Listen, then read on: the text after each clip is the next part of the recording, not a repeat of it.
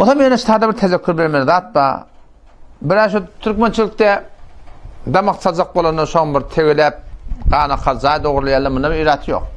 Ýene şoň ortajynda duğul goýup, kömür goýup, buğday goýup, arpa goýup, şygaty bir ýalňyş israf zat, günäkäçilik şen esas etmeliler. Türkmenden gelýän, aňyrdan gelýän edipdir biri, edipdir ýalňyş edipdir. Ha, şol dogurda del öz malyny israf etmekde bu israf haramdır. Ondan sonra bir kapıdan dilek gelen adamlar vardır. Kapıdan dilek gelen adamlar var.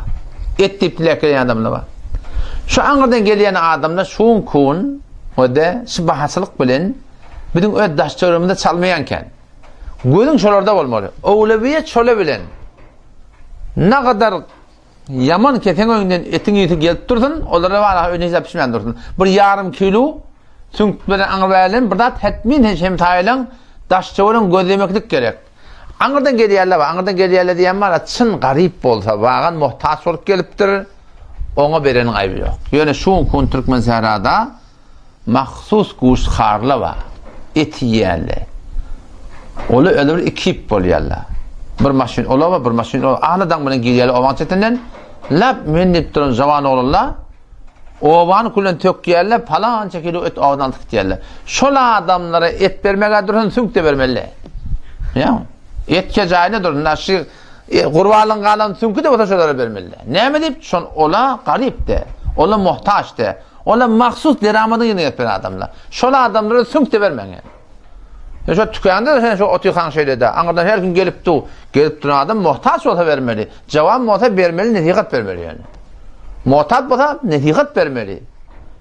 Biliyor musun? Adamlarıyla adam muhtaç canı işte yapmayacak diye sorucu edip bilecek. Bir tabar berhende git işte diýmeli. Janyň ta bolandy hora, asan dogurda. Wagam bir muhtaç bolsa, çyn garip bolsa, ol näme? Ol aýra bir gurun yani. Şu turatynda otam bir de inne adalşandra, öňetden bir aýdyryp ýa. Şu damak gandan alypdy barahym maňlaýa degilmesi we türkmenler. Ya Hudaý hakykatan doňulyň eti bilen haramly Qur'any bile geleni ýaş damak ganyň haramlygy. Otam şonu eyni doňulyň eti ýalyp birda şoň haramlygy. Gaty bir haram zat ýa çok. Yani doňulyň etine ýetmeýär ýöne o da bir haram zadyň bir. Om şonu başga bir degirmeklik, maňlaýa degirmeklik bu bir hurafatyň biri ki bu zatlardan näme gerek? Göwlen çekmek gerek. Oşa toratynda Allah Taala kabul etsin. Bark bolmayan ýerler bar. Bädil kep botdur, gurum botdur, şolara barmaklyk. Sahabe gele ýa Rasulullah diýen tamam dogalama barýan ýa kardaşlama barýan. Men şuna maň ýüz beren hakda diýip. Men ýene barýan diýip.